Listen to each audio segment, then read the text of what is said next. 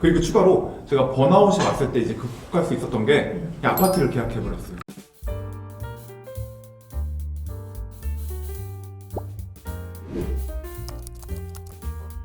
네, 안녕하세요. 보험인 유튜브 TV MC 송혜원입니다. 안녕하세요.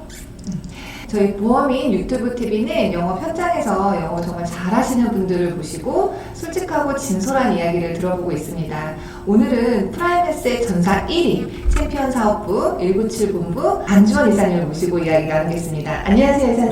네, 안녕하세요. 네, 안녕하세요. 저는 챔피언 사업부 안주원 이사라고 합니다. 네, 반갑습니다. 네. 워낙 유명하신 분이셔가지고요. SNS, 유튜브 활동 정말 많이 하고 계신데 네네. 좀 다른 사람들하고는 굉장히 특별한 하루를 좀 보내실 것 같아요. 보통 하루 일과 어떻게 보내고 계신가요? 특별할 것까지는 없고요. 사실 이 영업이라는 게 다 한정적이기 때문에 그러니까 똑같은 일과를 보내는데 그러니까 제가 좀 다른 분들과 조금 차별성이 있다고 하면은 1일 마감하는 거. 그러니까 저는 전날 밤에 다음날 내가 해야 될 일을 미리 적어놔요. 투두리스트라고 하죠. 그런 메모 습관들. 자기 전에요? 네네. 자기 전에. 무조건 저는 자기 전에 투두리스트를 정리하지 않으면은 뭐 강박관념 같은 게 있어요. 내일 다음날, 할 일을. 네. 이 머릿속에 정리가 안 되면은. 근데 이 1일 목표가 있어야만 하루하루를 밀도 높게 보낼 수 있더라고요. 그래서 저 아마 이게 가장 큰 차이점이 아닐까. 너무 네. 큰 차이점이네요. 내일 할 일을 적어놓고 반드시 그거를 성취하는. 그쵸. 네네. 그리고 성취를 하루 이렇게 하면 또 완벽한 삶이 맞아요. 되실 것 이게 같아요. 하루 목표를 만들어 놓고 그 목표들을 성취하면서 작은 성공들이 모여서 큰 성공이 되는 거고 그리고 자존감이 또 높아지더라고요. 와, 대단하시네요. 영업도 너무 잘하신다고 소문이 자자하게 처음부터 예전에. 잘하셨다고 네네네. 들었어요. 네네. 근데 혹시 처음 고객을 만났을 때 혹시 기억하시나요? 고객 발굴은 처음에 어떻게 하셨었나요? 보험 영업을 처음 시작하게 되면은 제가 그동안 살아온 시간에 대한 평가를 받는 시간이라고 생각을 하거든요. 그래서 제가 정말로 그동안 잘 살아왔으면은 첫 달에 계약이 나올 확률이 높다고 생각을 해요. 근데 저는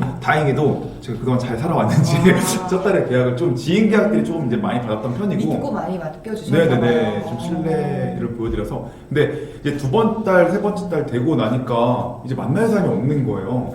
그때부터는 이제 그 개청 영업을 시작을 했었는데 마음처럼 쉽지가 않더라고요. 그쵸. 그래서 이제 손편지를 써서 제가 공략하고 싶었던 곳이 삼성 기숙사였거든요. 그 삼성 임직원분들 모여있는 그 기숙사에 손편지를 보내기 시작했었어요. 제모 설계를 손편지 왜 직접 다 쓰신 거예요? 제가 한 총 10,000통 정도 만들었는데 이제 10,000통을 직접 썼으면 저는 이제 팔이 없겠죠 지금. 그쵸. 직접 쓴 게 아니라 A4 용지 크기만한 한지가 있는데 그 한지에 붓펜으로 글씨를 써요. 그리고 다시 한지를 넣고 복사를 하는 거예요. 그러면은 천장이면 천장 다 제가 손편지 쓴 것처럼 복사가 되거든요. 그런 방식으로 이제 손편지를 지속적으로 보내다 보니까 연락들이 계속 오더라고요 이제. 그런 컨셉으로 이제 또 했었고 근데 사실 제일 중요한 거는 활동량인 것 같아요.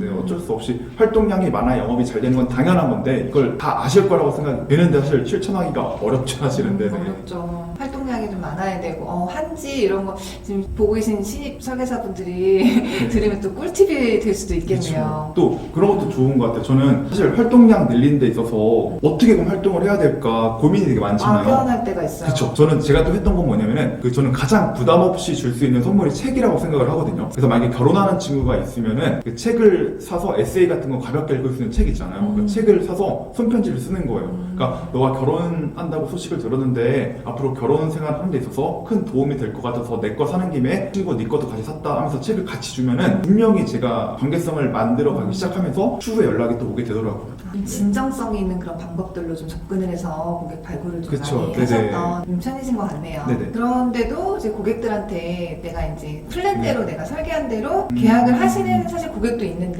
네네. 거절하는 고객들도 많잖아요. 당연히 많죠. 네, 네. 그런 고객들 처리를 좀 어떻게 하셨는지 많은 분들이 궁금해하실 것 같아요. 네, 일단은 저는 그 거절을 두려워하지 않았었거든요. 근데 저는 인간 안주원과 그러니까 설계사 안주원을 두 개 다른 내 자아라고 생각을 했었는데 내가 설계사 안주원으로서 거절을 당한 거지 인간 안주원으로서 거절을 당한 게 아니잖아요. 맞아요. 그리고 정말로 이거는 그 상품에 대한 니즈가 없어서 거절당한 거지 제가 싫어서 거절한 게 아니기 때문에 이렇게 상처를 극복을 했어요. 네. 내가 마인드 컨트롤을 계속 그러다 보니까 거절이 두렵지 않았었고 그러니까 거절하신 고객분들이 있으면은 그러니까 관계를 끊지 않았어요. 계속 관계는 유지하되 대신 제가 그 분에게 에너지를 절대 쏟지 않았죠. 왜냐면 새로운 고객을 발굴하는데 내가 집중을 해야지 그러니까 싫다는 분들 안 하신다는 분들한테 에너지 쏟아봤자 저는 비효율적이라고 생각을 맞아요. 했었어요. 네. 그리고 또 다른 이제 거절 같은 경우는 가입은 하고 싶어 하시는데 설계하는데 제가 이 설계한 플랜이 마음에 안 드셔서 다른 플랜을 원하실 수 있잖아요. 맞아요. 저 그런 경우가 있으면 무조건 고객 의견을 들어줘요. 그러니까 고객하고 의견이 대립되고 내가 고객과 적이 돼서 좋을 게 하나도 없더라고요. 그냥 고객님이 원하시는 플랜이 있으면은 그냥 인정을 해주고 맞습니다, 좋습니다. 이렇게 수정을 해서 제가 설계를 해오겠습니다라고 하니까 어차피 사람이 이게 고집이라는 게 다 있잖아요. 누구나 그쵸? 고집을 꺾을 수가 없어요. 없어요. 네네. 고객이 원하는 플랜을 좀 해주고 그리고 또 상처를 받는다고 해서 고객하고 관계를 절단시키는 게 아니라 그렇죠. 꾸준하게 이어나가면서 언젠가 또 연락이 오더라고요. 맞아요. 네네. 그렇게 극복을 네네. 하시는 방법 좋은 방법인 것 같네요. 네네.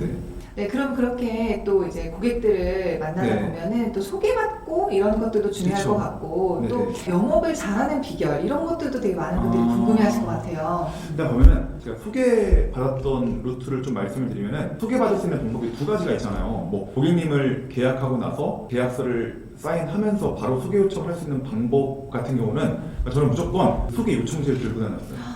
소개 요청지. 네, 그래서 소개 요청지에 그 고객 만족 점검표라고 해서 다양한 질문들이 있거든요. 계속 긍정적인 답변을 요구하는 질문들이 나오고 맨 마지막에 소개 요청 란이 있어요. 여기서 중요한 건 뭐냐면은 고객님에게 이렇게 얘기를 하는 거죠. 고객님 혹시 오늘 상담이 부담이 되셨는지 안 되셨는지 그리고 진짜 도움이 되었는지 안 되었는지 저는 항상 이렇게 이제 고객님 신뢰를 바탕으로 소개 영업을 하고 있는 설계사입니다 라고 하면서 소개 요청지를 들이내미는데 이때 중요한 건 뭐냐면은 30장, 50장, 100장 정도 미리 소개받았던 이 용지가 고객님한테 보여드려야 돼요. 그래서 다른 사람들도 이렇게 소개시켜주는 이게 자연스러운 거구나 라고 인식이 되어야 소개시켜주는 게 쉬워지거든요. 사실 이거는 횡보사 출신 분들이라고 하시면은 너무나 도전적인 방법이기 때문에 소개지가 네. 네, 그렇죠. 다 이제 알 수 있을 거라고 생각이 되고